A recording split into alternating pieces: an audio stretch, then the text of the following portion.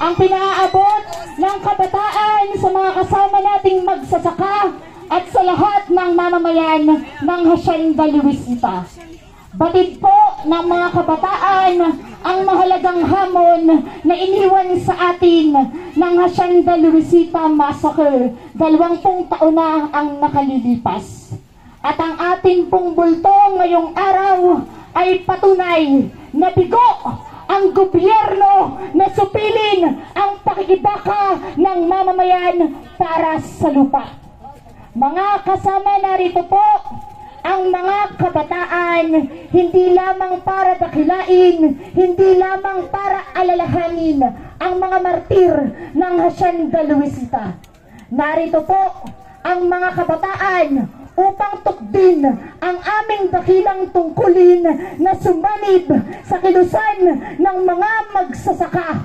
Narito po ang mga kabataan upang samahan ang mga magsasaka na bawiin ang lupa. Narito po ang mga kabataan bilang bagong saling lahi ng pakikibaka sa lupa. Mga kapwa ko kabataan, iisa po ang sinasabi sa atin ng mga mamamayan ng Hacienda Luisita.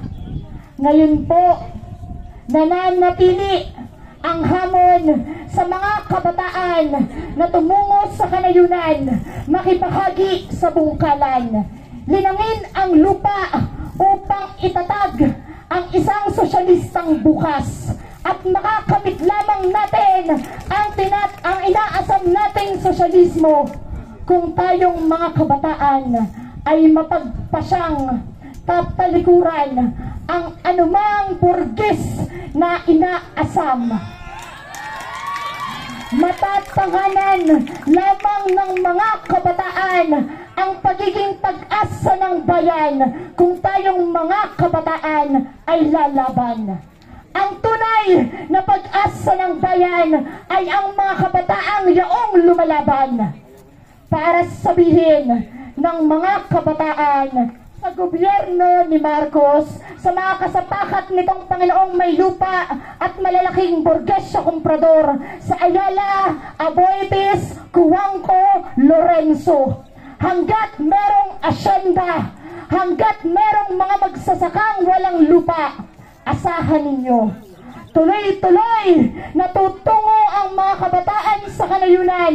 Tuloy-tuloy na magluluwal ang lupang sakahan ng kagaya ni Asase Camabel Galang. Isang kabataang revolusyonaryo na mapagpasyang tinalikuran ang maginhawang buhay upang tumangan ng armas, ipaglaban ang karapatan sa lupa, ipaglaban ang panlipunang hustisya. Tanging sa landas lang po ng pambansa, demokratikong pakikibaka, makukuha ng mga kabataan ang aming pangarap. Dahil sa kasalukuyang kalagayan ng lipunan, wala na pong aasahan ang mga kabataan. Ayaw na naming tumanda na walang lupa ang mga magsasaka. Ayaw naming tumanda na walang edukasyon ang kabataan. Kaya ngayon pa lang, sa murang gulang, tuloy-tuloy nakikilos ang mga kabataan mula kalungsuran hanggang kanayunan. Handa ang mga kabataan na magmulat, mag-organisa at magpakilos hanggang sa maitayo ang gobyerno ng mamamayan, hanggang sa maitayo ang sosyalistang lipunan. Ang kabataang mga kabayan, lumalaban! Ang kabataang lumalaban! Imperialismo!